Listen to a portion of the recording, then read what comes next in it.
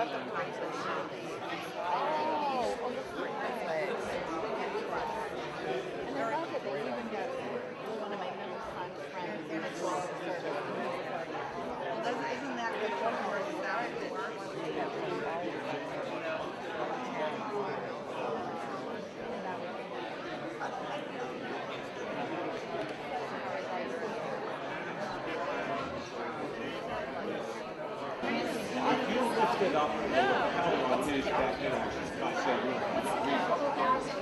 I made Giuliani name an honorary the first side.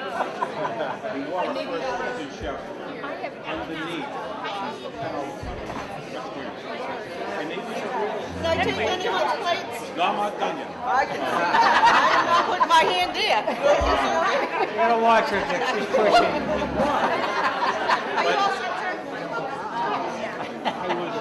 Just a bowl with Anyways, so that's been really exciting.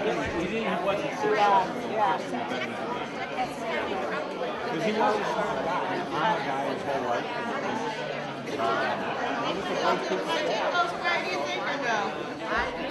It is empty. I don't know. If he wants a refill. It's a no-go. Always go back to coffee.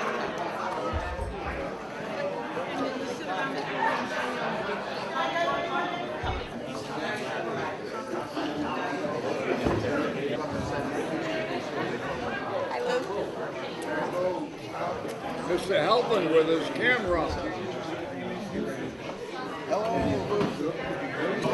Was that right? I can't talk to Wilford because he doesn't hear. Very much.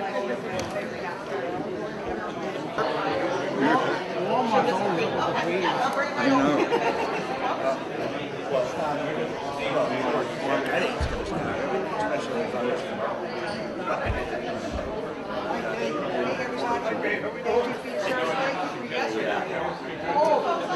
Just hate the fundraising myself. But they did give you that card.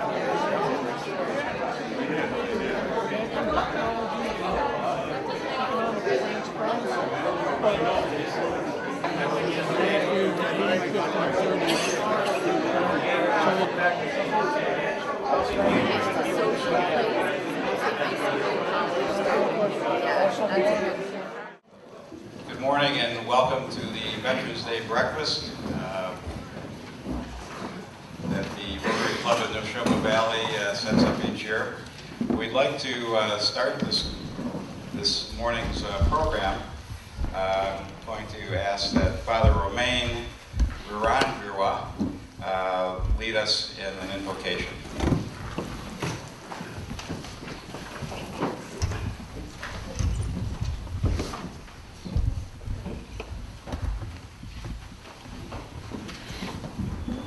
Good morning.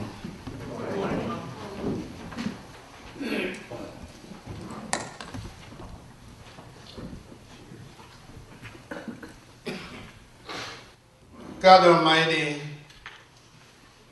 we come together this day to pay tribute to those who have served and those who are serving in the United States Armed Forces. We are grateful for their dedication and commitment and the countless and selfless acts they have performed and the sacrifices of their families. Because of them, we are standing free and peaceful. We thank them for their service to their nation and for their commitment and dedication to their families, to their communities, and to the society in the years since they have served. We commend into your hands and care many of their comrades who sacrificed their very lives on the fields, on the seas, and in the air where the battles of the world were fought. We remember those today with great reverence, gratitude, and thanksgiving. Today, we stand to remember the most vulnerable among us who served and sacrificed and so made the United States a strong nation. May we never forget to continue to carry the burden of their sacrifice, to tell it to our children and their children. May we never lose sight of what true freedom is. We thank all the brave veterans who have fought and continue to fight so courageously for our nation. We ask the Lord to be gracious to them and to cover them with peace, grace, strength, comfort, and all the favors they need in their lives. We ask that you provide your protection, that you be their guiding force and lead their way. Be their protection in the midst of the dangers they face in a dark world. For you are the truth, you are the light, you are the way. Protect the veterans who are standing here today. Help us to know and acknowledge the great they have done. Protect our nation and give us all a peaceful way to be present together in unity, in peace, and love. We ask this in Christ's name.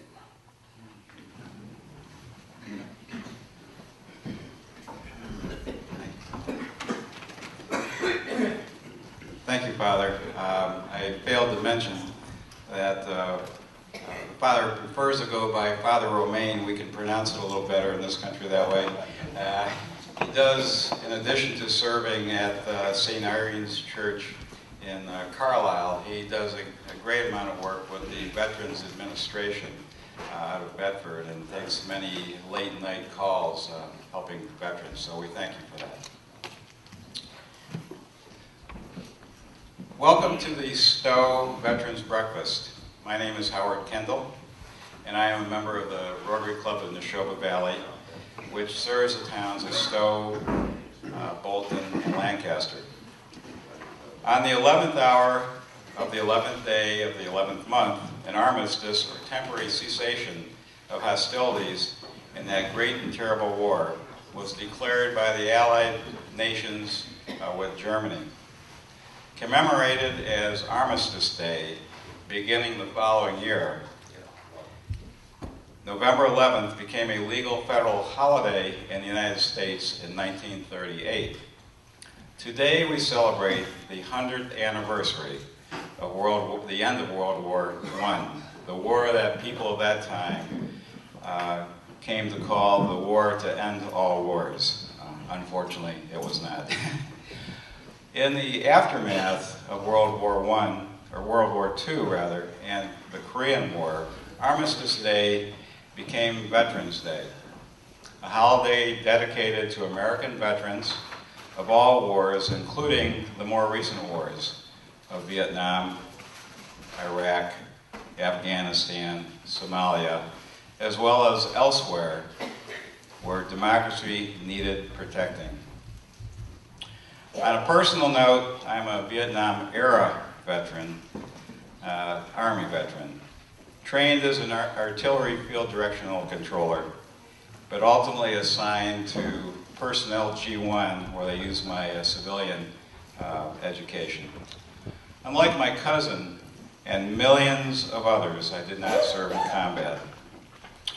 I honor and respect every veteran of every war who did put their life on the line for our country in a combat role. Even if not a veteran yourself, almost everyone has a relative or loved one who has served in the armed forces. We thank you for your support of the men and women who have served to ensure our security and peace. We'll now begin today's program with the flag ceremony, Pledge of Allegiance, and responsive reading of We Remember Them, led by Boy Scout Troop 1 of Stowe.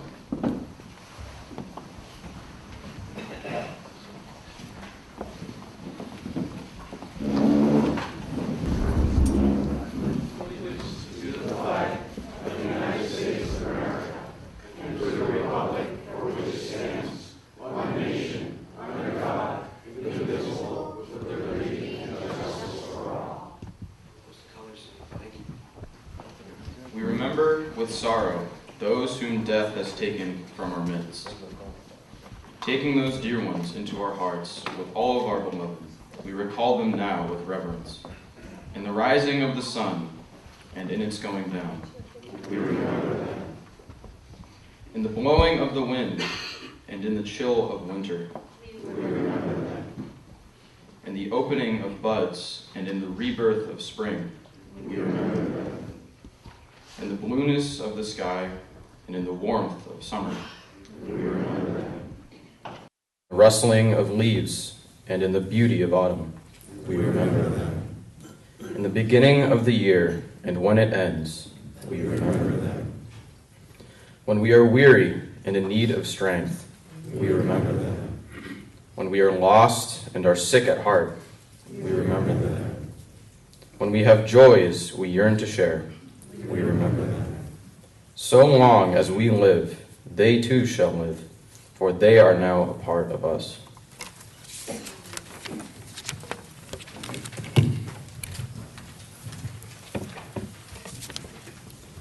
Thank you. Be seated.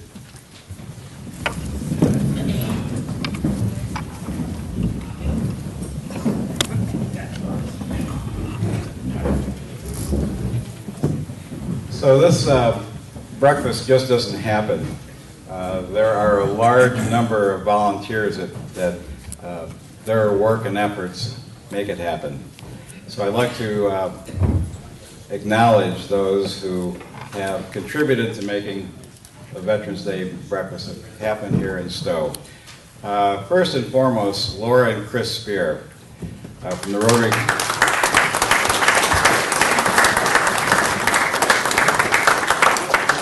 Laura and Chris are from, represent the Rotary Club of Neshoba Valley, and they have quarterbacked this event since its inception, I think something like 6 years ago at this point. So we really do thank them, and that applause is more than well deserved. On the financial side, we received support from the Stowe Friends of the Council on Aging, the Rotary Club in Neshoba Valley, Dunkin' Donuts for the coffee, TD Bank and Keller Williams, and as personified by Lisa Trainer and Jackie Foster, provided the decorations that adorn our gathering today. Additionally, these beautiful flowers were used yesterday at the service, as I understand it, here at the church, and so they are here to decorate as well today. We have a group of cooks who made the breakfast possible. Laura Spear, Dana Gray, Terry Hanato, Dan Ignacio, Marcia Reisling, and Mary Garcia. So let's give them a hand.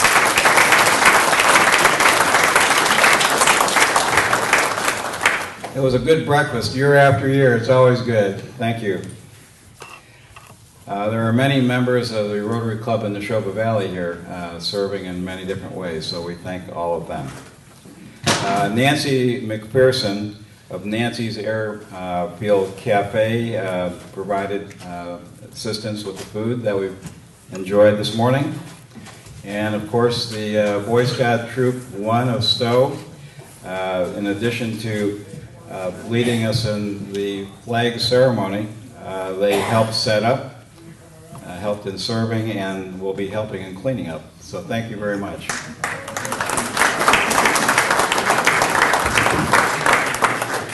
Students from the Interact Club of Neshoba Regional High School were here and have provided their assistance, so we thank those young folks.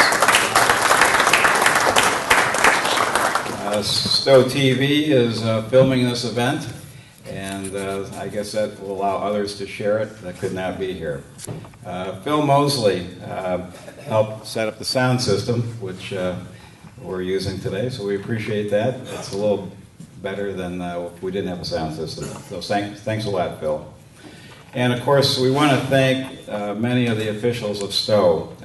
First and foremost, the selectmen who diligently work day after day, okay, to help the town in its affairs. And there are many other Stowe officials and representatives here, and we appreciate all that they do to help the town.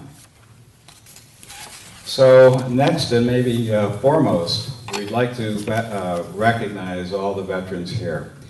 And so I'm going to call out your branch of service, and if you would please stand when I call out your branch of service, we'd appreciate it. And remain standing so that you can all, we can all see who you are as a group. So first, the Air Force and Air Force Reserve.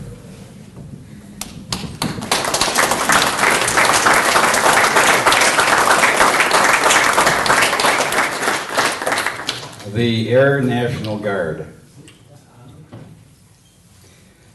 The Army and Army Reserve. I think we might outnumber them, guys. The Army National Guard, the Army Reserve, I didn't mention that, the Coast Guard and Coast Guard Reserve.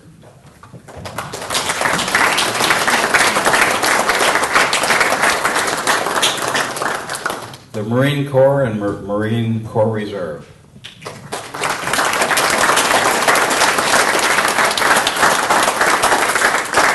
And certainly not last but least, those ladies and gentlemen who serve on water, the Navy and Navy Reserve.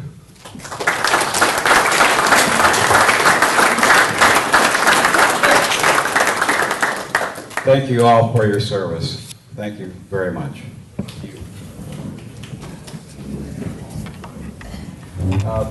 At your tables, each veteran, and for that matter, I think virtually each attendee has received a letter from the 5th grade Center Street School and Cub Scouts, individual letter, and I hope that you will enjoy reading that and take it home as a small token of appreciation from, you know, our upcoming generation.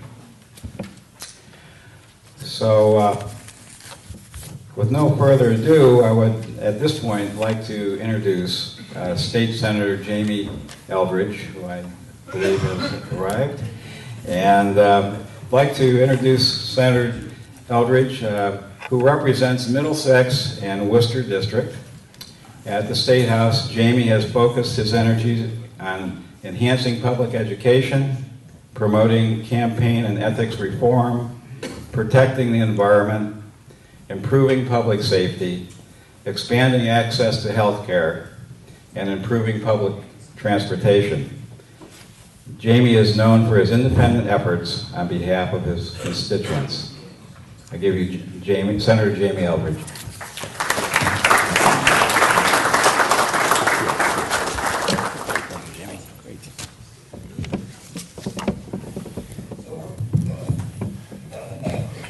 Good morning, everyone. Thank you so much for having me to say a few words, and it's an honor to be here with you all. First and foremost, the veterans, but I want to thank Chris and Laura Spear. I want to thank the Stowe Board of Selectmen for their support, as well as the entire Neshoba Valley Rotary Club, and it's an honor to be here with Brigadier General McGurn, so look forward to your remarks. I'm really honored to be here today, and I first just want to say that one of the really special things that I think happens in Massachusetts, including here in Stowe, is that veterans from our cities and towns are recognized through the dedicated street signs, corners, and plaques, and ceremonies like this to thank veterans for their service. So I really want to thank you all of your service. And when I think about the freedoms that we have here in America, they would not be what they are today without your service, without your willingness to make the ultimate sacrifice in the various conflicts we've had in our country's history. As a legislator, I see it as my duty to provide the best possible services and support for veterans who come back from a conflict or during their service. And I will say that I'm very proud in Massachusetts that we are the nation's leader in providing for our veterans, for our men and women in uniform and their families. We have the most generous benefits of any state in the United States. And just thinking back to the history to this, it's a tradition that really dates back to the birth of our nation, of course, which began right here in Massachusetts. In the 18th century, you had individual towns in the Massachusetts Bay Colony that provided assistance to needy veterans of the French and Indian War. The Commonwealth of Massachusetts, once we became a country, began providing services for veterans immediately following the Revolutionary War. At the start of the Civil War in 1861, the state legislature formalized the assistance provided veterans by creating the Department of Veterans Services. And since then, the Massachusetts legislature every session has passed additional benefits to best serve veterans. And I just want to highlight a few of the benefits that myself and Representative Hogan have passed over the past several years. In 2012, we passed the Valor Act to assist veterans and their families with employment, education, and services.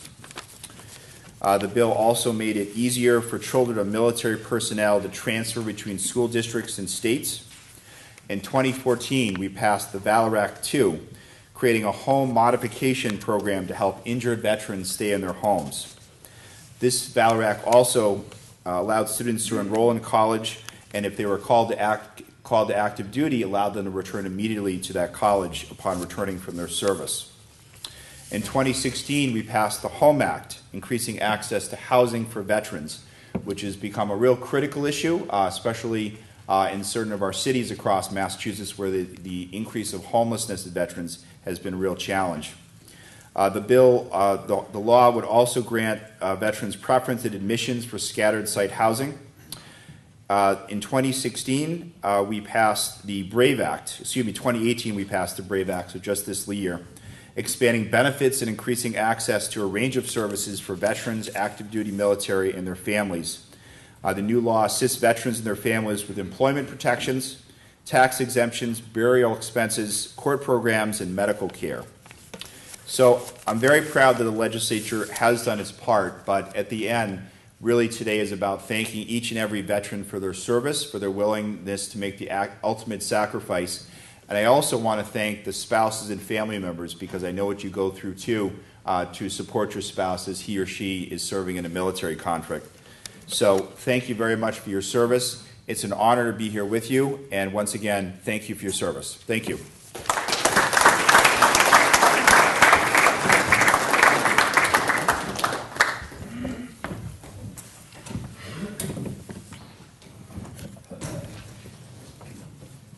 It's now my honor to introduce State Representative Kate Hogan. I would like to introduce State Representative Hogan, a Stowe resident. Kate represents the 3rd Middlesex District, which consists of the towns of Bolton, Hudson, Maynard, and Stowe. At the State House, Representative Hogan serves as the chair of the Public Health and fights hard for her constituents day after day. And if you didn't happen to see it in yesterday's paper, she wrote a very, very nice letter thanking her constituents for giving her the honor to continue serving. So thank you. Thank you so much. Good morning, Stowe, and good morning, veterans. I am delighted to be here, as always, to thank you and your families for your sacrifice and for what you have done to make this country free. We know that those of you here who are veterans do not do it for glory, nor power, nor wealth, but for our freedoms and our liberties. Yet it seems that only when we are at war or in conflict do we recognize what a high price our veterans pay. Their lives and their families' lives are always put on hold. And those who are lucky enough to return home are honored with parades and celebrations. Yet, after all the public accolades are over, many bear the hidden scars suffered in those wars and conflicts. To our veterans here today, whether you returned yesterday or decades ago, welcome home. We love you, and we are so grateful for your service. Because Veterans Day keeps faith with all who have served. Veterans Day is our nation's promise that we will never take your service and your sacrifice for granted. And I, too, am proud to represent a state that invests in their veterans, because we believe that you are leaders, that you have come home and know things that nobody else knows. And so we need to provide you opportunities, be they around education, starting a business, housing, how your children are educated as you may move from base to base. These are critical things that we need to do in Massachusetts. We do the best of any state, yet we can do more, and especially around health care. And I am dedicating myself to that as we move forward in the next session.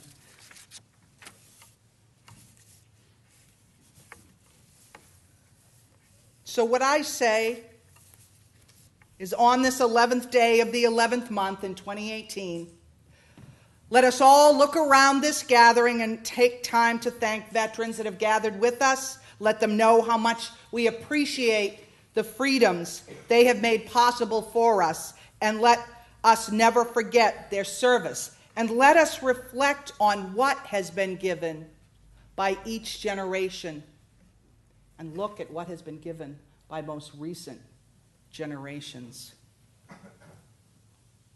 What has been sacrificed by each generation of American servicemen and women. And as they are willing to invest in our future, let us be willing to invest in theirs, and let us never forget why we should do so. And as I say every Veterans Day, let us commit to an America worthy of the sacrifice and service of our veterans. Never forget and never break faith.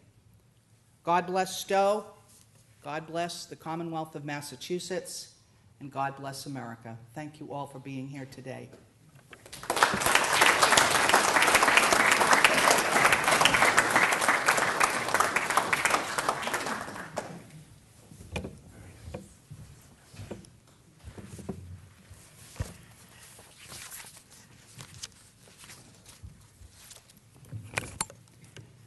It is now my honor and certainly privilege to introduce our keynote speaker, Brigadier General Francis McGurn. General McGurn is the Assistant Adjutant General on the state staff of the Massachusetts National Guard. He began his military career at Concord Armory in 1980 when he enlisted in Company C, Battalion 1, 110th Armor as an armored crewman. He received his commission through Massachusetts Military Academy's Officer Candidate School in 1984. Brigadier General McGurn has commanded at every level in the Massachusetts Army National Guard, from platoon leader to land component commander. He commanded the 26th Yankee Maneuver and Enhancement Brigade, the 26th Brigade Special Troops Battalion, Troop A, 1st Squadron, 110th Cavalry. His staff assignments include Chief of Staff, J5 and J3 for the Massachusetts National Guard. General McGurn has received numerous awards for his service to our country, and I won't attempt to repeat all of them, but among these awards, and there are many, the Legion of Merit with Oak Leaf Cluster, the Meritorious Service Medal with 2 Oak Leaf Clusters, the Army Commendation Medal with 3 oak leaf clusters, the National Defense Service Medal with oak leaf cluster, the Global War on Terrorism Service Medal Award, the Massachusetts Service Medal with Silver Service Star. As a senior service college fellow, General McGurn has attended the Kennedy School of Government in the year 2009. In 2013, he attended the U.S. NORTHCOM Contingency Dual Status Commander's Course. He holds a master's degree in public affairs from UMass Boston. Brigadier General McGurn retired from the U.S. Army this year on March the 1st, after serving more than 37 years in our service. He continues to serve as a member of the Adjutant General's State Staff. He resides in Littleton and with his wife Joni Coleman, and they have 3 grown children. Please welcome General McGurn.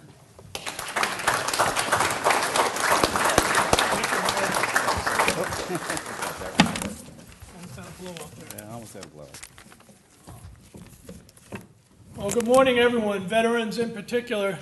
Good morning, Representative Hogan, and I think we've lost Senator Eldridge. But I have to say, his remarks, before I begin, his remarks are right on the money.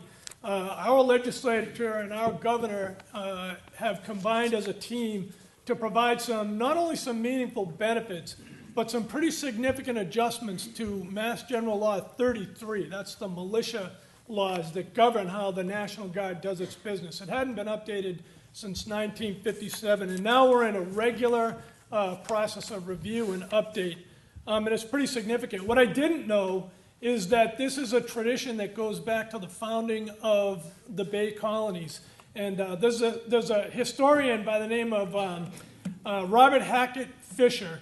He wrote a book called Albion Seed, and the whole notion of this book is how different ways, folk ways, cultural ways, come from another culture, and in this case, England, and are founded here in this part of the world, in this part of this country, and they stay. He says culture is tenacious. And lo and behold, that's a perfect example of it. Here's this tradition going back to the very early days of the colonies of taking care of those who served, upheld, proving once again that indeed culture is tenacious, along with the fighting spirit of the people of New England and of the Commonwealth in particular. So thank you for your continued support in that. I tell people from around the country that, we have the best benefits in Massachusetts.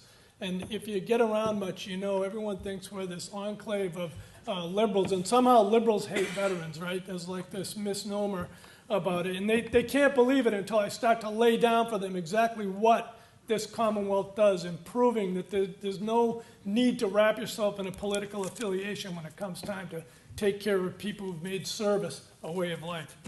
So let me begin by thanking you for the honor of taking part in this, Howard, and more importantly, thank you for remembering and organizing and executing this tribute. It speaks volumes about this community, the spirit of patriotism, and your embrace of the foundational principles of our nation. I'm lucky enough to associate with a broad cross-section of veterans communities here in the Commonwealth, whether it's working with the statewide advocacy for veterans empowerment team, the SAVE teams that you may have encountered out and about, from the state's Department of Veterans Services, or for the VA outreach team members who collaborate to respond to service members in crisis, or working with great organizations like the Home Base Organization, who focus on the invisible wounds of war, or Massachusetts Military Friends Foundation, Operation New Hope, and the Cape Cod Military Support Foundation, Massachusetts Fallen Heroes, and numerous other groups that share 2 common attributes. First, they have each taken on a responsibility for a gap, an unforeseen consequence, or an unmet need for veterans and their family members that they confront as a result of their service. Second, they are driven, enabled, and sustained by veterans, their family members, and in some cases, by some who are still serving today.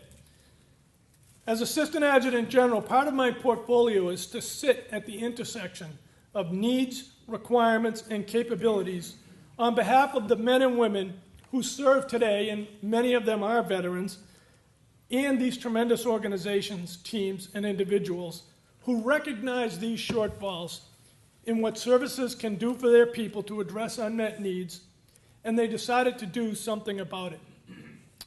The sad fact is that the catalyst for many of these organizations was crisis. Whether it was the scourge of suicide that really sent us reeling back in the early 2000s, or responding to the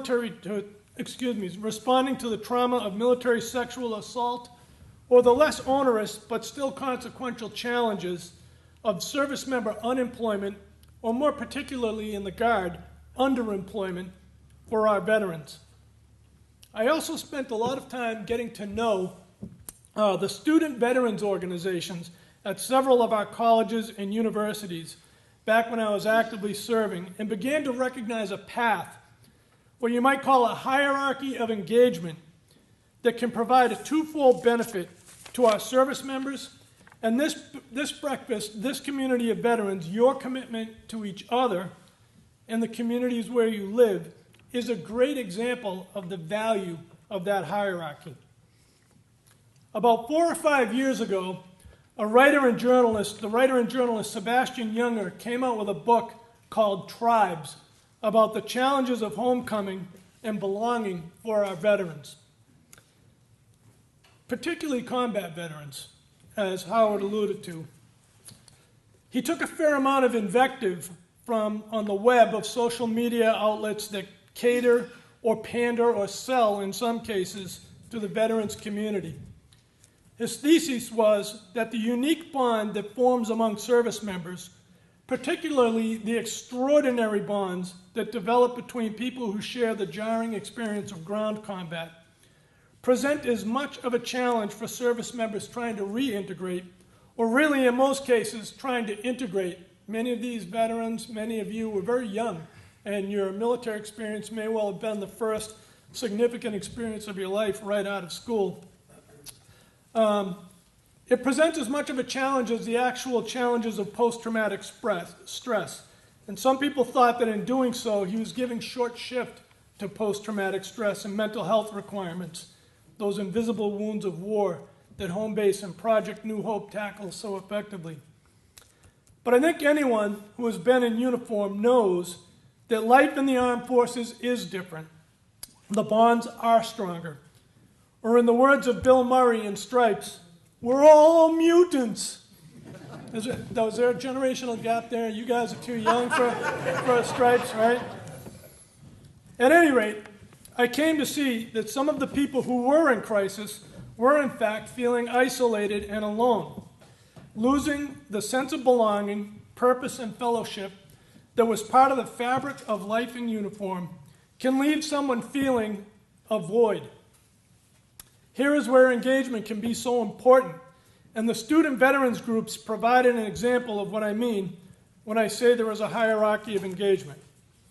When a service member decides to leave the service and go to college, they are immersed into a community of younger, perhaps less mature people with whom they have little in common. The best way to avoid the sense of isolation that being different or being one of Bill Murray's mutants is to find others like yourself. The veterans groups provide, if nothing else, community and fellowship. From there, a student veteran can begin to play the outreach role to guide and support others like themselves. The next stage is involvement in advocacy for veterans' causes at the school, continuing to engage in veterans advocacy at the municipal, state, or federal level, and finally, community engagement beyond the realm of veterans affairs. This is what I meant at the beginning of my comments when I spoke of a twofold veteran. The vet gets to reconnect, to recognize the difference as a distinction rather than a stigma.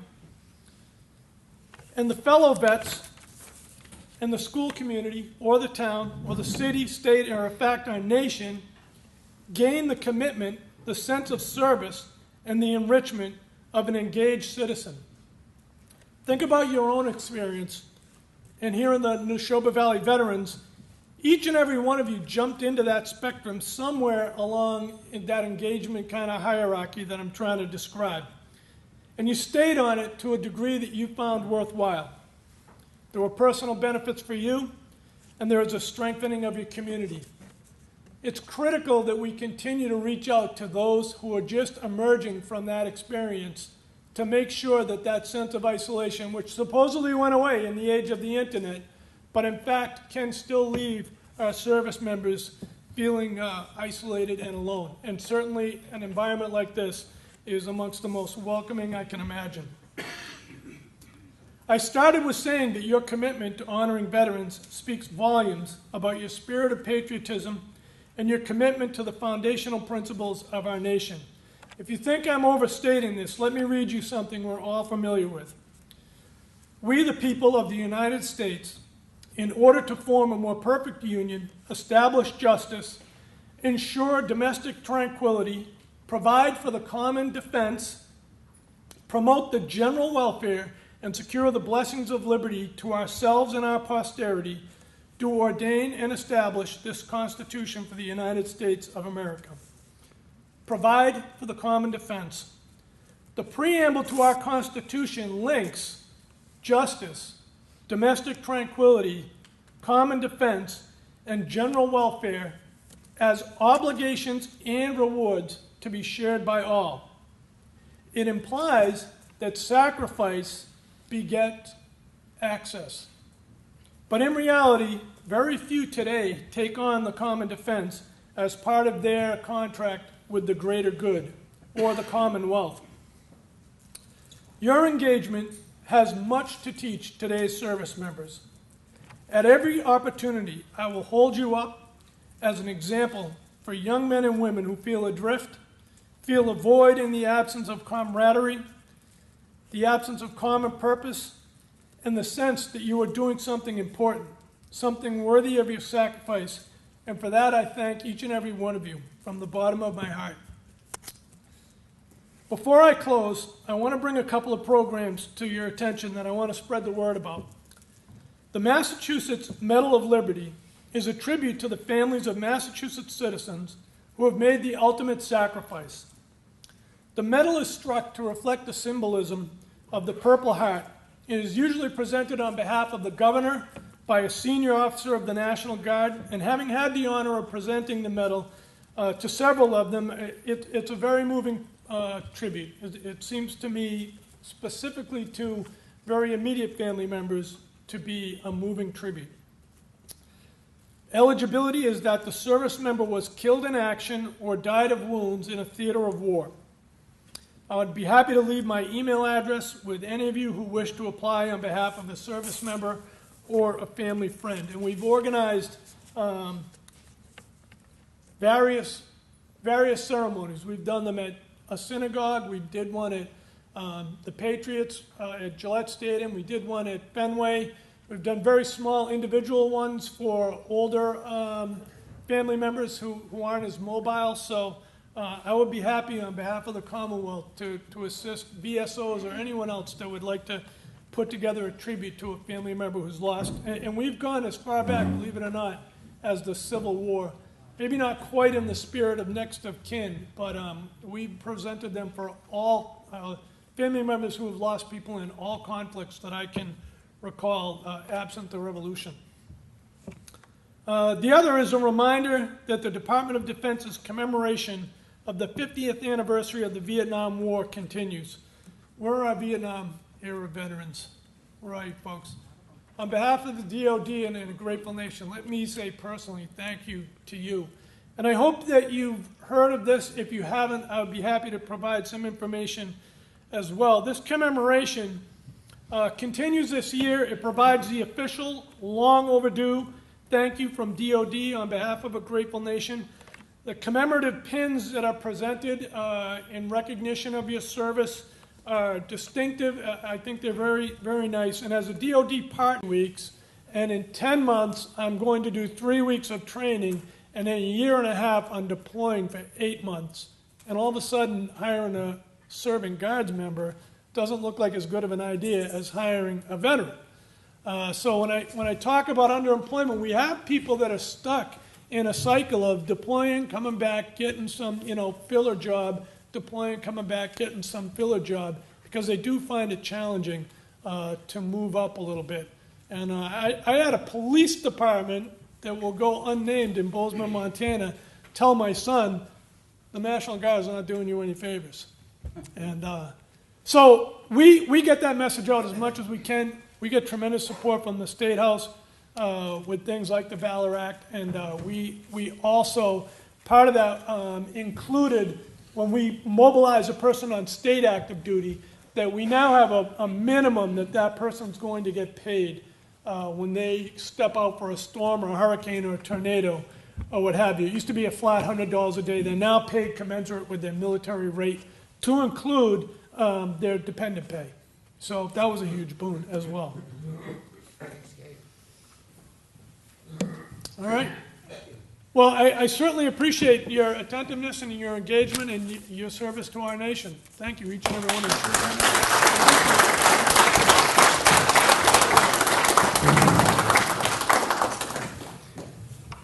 Thank you, General, for being with us today and updating us on what's going on.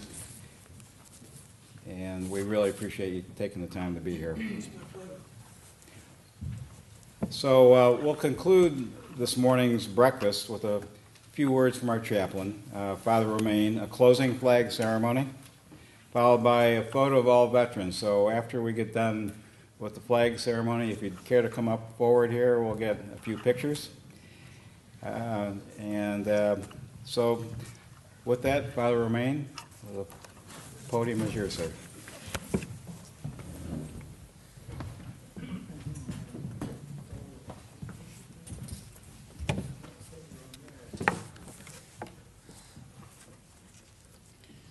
Heavenly Father, your name is holy. Bless the veterans past and present who made, those who will make the ultimate sacrifice while defending our country. Bless their families and comfort them with the thanksgiving of a grateful nation and caring people. Plant in the hearts and mind of all the citizens a sense of appreciation to honor appropriately and truly every veteran of our nation's armed forces. May none of them feel forgotten or neglected. Let every man and woman, young or old, feel the deep and enduring gratitude of our nation and its inhabitants. Lord, give us the wisdom to understand how it is difficult for a person who has returned from battle or stressful military service to reintegrate into normal everyday life. May no veteran can feel isolated and alone because of our lack of compassion. Place in the path of our veterans those who do understand or strive to, that they may feel less alone.